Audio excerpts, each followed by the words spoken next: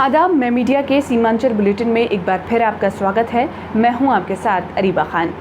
सबसे पहले सबसे बड़ी खबर। बुधवार सुबह पूर्णिया के बाल सुधार गृह से 11 बच्चे फरार हो गए।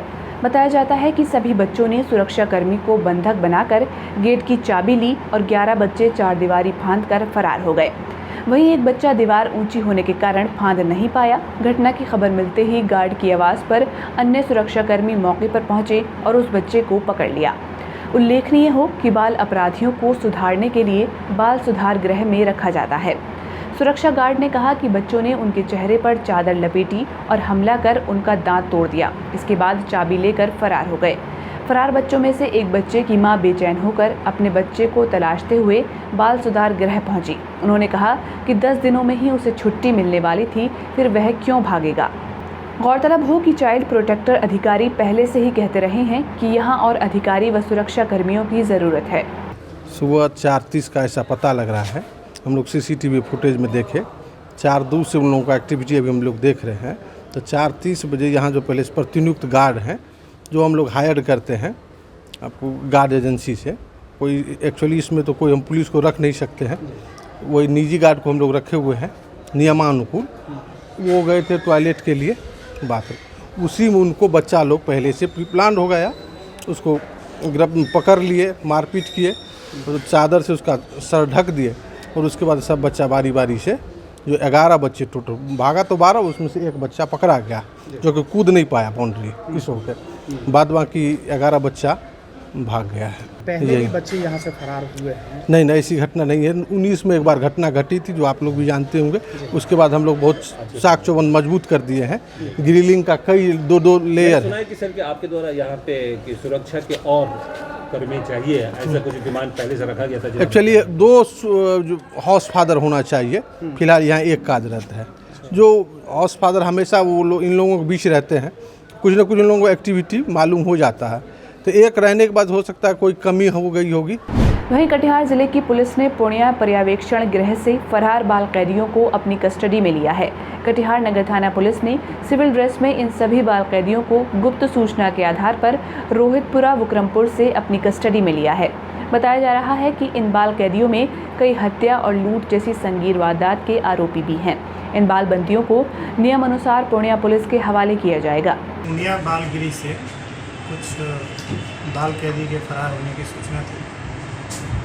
हम लोगों को कुछ गुप्त सूचना प्राप्त हुई, उस पर एक टीम का गठन किया गया और टीम ने जो है 10 लोगों को, कुल 10 जो विधि विरुद्ध जो बाल कैदी हैं वो फरार हुए थे, कुल 10 लोगों को जो है हम लोगों ने एप्रीहेंड किया है और विधिवत जो है हम लोग इनको सुपुर्द कर रहे हैं। सर क्या अपराध स्टेटस क्या था? इन लोग बड़े क्रिमिनल, बड़े दर्जे के अपराध में? जैसा उसमें जो है जो पूछताछ हुआ है, तो एक तो अपने यहाँ का जो है मर्डर का केस गया था, एक 392 में गया हुआ है और बाकी अन्य भी जो है वो प्रॉपर्टी ऑफेंस और मर्डर के केसेस के जो है अपराधी पूर्णिया जिले के हैं। किशनगंज के नए डीएम के रूप में बुधवार को श्रीकांत शास्त्री ने पदभार ग्रहण कर लिया। पदभार ग्रहण करने के उपरांत डीएम एक्शन में नजर आए। उन्होंने जिले के सभी विभागों के अधिकारियों के साथ बैठक कर जिले में चल रही योजनाओं का निरीक्षण किया और फीडबैक भी लिया। डीएम ने कहा कि उनकी पहली प्राथमिकता शिक्षा, स्वास्थ्य और जिले में कानून व्यवस्था बनाए रखना और सरकारी योजनाओं का सही उपयोग कराना है। आपको बता दें कि शनिवार को बड़े पैमाने पर बिहार में आईएएस अफसरों का तबादला किया गया था, जिसमें किशनगंज, अररिया और पूर्णिया के डीएम भी शामिल थे। अररिया के नए डीएम के रूप में इनायत खान ने सोमवार को ही पदभार ग्रहण कर लिया था। वहीं पूर्णिया के नए डीएम सुहर्ष भगत ने मंगलवार को पदभार ग्रहण किया। नेपाल में 13 मई को नगर निकाय चुनाव हैं। चुनाव को लेकर न केवल नेपाल बल्कि नेपाल से सटे भारतीय इलाकों में भी सुरक्षा एजेंसी चौकस है। नेपाल नगर निकाय चुनाव के मद्देनजर बुधवार को अररिया के सिकटी से सटे नेपाल के सीमा क्षेत्र में सदर एसडीपीओ पुष्कर कुमार के नेतृत्व में फ्लैग मार्च किया गया, जिसमें बिहार पुलिस के अधिकारी और जवान सहित सीमा पर तैनात एसएसबी के जवानों ने भी भाग लिया। नेपाल से सटे एसएसबी के 20 बॉर्डर आउटपोस्ट इलाके में फ्लैग मार्च किया गया। सीमाई इलाकों में नेपाल की तरफ नेपाली पुलिस की ओर से भी फ्लैग मार्च का सहयोग किया गया और नेपाल पुलिस के अधिकारियों ने एसडीपीओ से मुलाकात कर चुनाव के दौरान विधि व्यवस्था बनाए रखने और लोगों की आवाजाही को लेकर अपील की। एसडीपीओ पुष्कर कुमार ने बताया कि नेपाल में होने वाले चुनाव के मद्देनजर इंडो नेपाल सीमा को 72 घंटों के लिए सील कर दिया गया है। नेपाल में अभी चुनाव होने जा रहा है और वहाँ सब चुनाव है, माने कि विधानसभा का है और निकाय चुनाव सब एक साथ ही है और एक ही दिन है 13 तारीख को। तो इंडो नेपाल मीटिंग हुआ था, डीएम साहब और पुलिस अधीक्षक महोदय और हम लोग सब गए थे वहाँ। तो उसमें डिसीजन हुआ था कि 72 घंटे पहले जो है सो बॉर्डर को सील किया जाएगा। इसमें एसएसबी के कमांडेंट साहब भी थे, एपीएफ नेपाल के भी थे और नेपाल पुलिस भी थे, मोरंग डिस्ट्रिक्ट और सुनसरी डिस्ट्रिक्ट के पुलिस अधीक्षक थे और दोनों जगह के सीडीओ थे और हमारे यहाँ से डीएम थे और अब एसडीओ दोनों फारबिसगंज और हरियाणा में लोग थे। तो उसी में डिसीजन हुआ, तो उसी को हम लोगों ने यहाँ पर इम्प्लीमेंट किया हुआ हूँ और 72 घंटे का जो चुनाव से पहले जो सील है उसको हम लोग सील किए हुए हैं बॉर्डर। नेपाल के जल ग्रहण क्षेत्रों से होकर बहने वाली कनकई नदी में बुधवार को अचानक जलस्तर बढ़ने से किशनगंज के सिंघीमारी में पलसा घाट पर बना चर्ची पुल बह गया। इस दौरान पुल के ऊपर तेज पानी बहने से कई लोग चचरी पुल में फंस गए। वे किसी तरह नदी से बाहर निकल पाए। दोपहर बाद धीरे धीरे नदी का जलस्तर घटने से नदी पार के लोगों ने राहत की सांस ली। हालांकि चचरी पुल के बहने से लोगों को नाव का सहारा लेना पड़ा।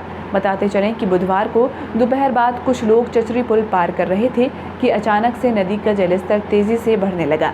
उस समय पुल पर कई लोग थे जो नदी पार कर रहे थे। सभी लोगों ने भागते भागते किसी तरह पुल पार किया। पलसा निवासी फन्नू लाल ने बताया कि नेपाल में हुई बारिश से कनकई नदी में 11 बजे के बाद पानी बढ़ने लगा। हालांकि 1 बजे के बाद से नदी का पानी धीरे धीरे घटने लगा। अचानक नदी का जलस्तर बढ़ने से चचरी पुल कई जगह से टूट गया है।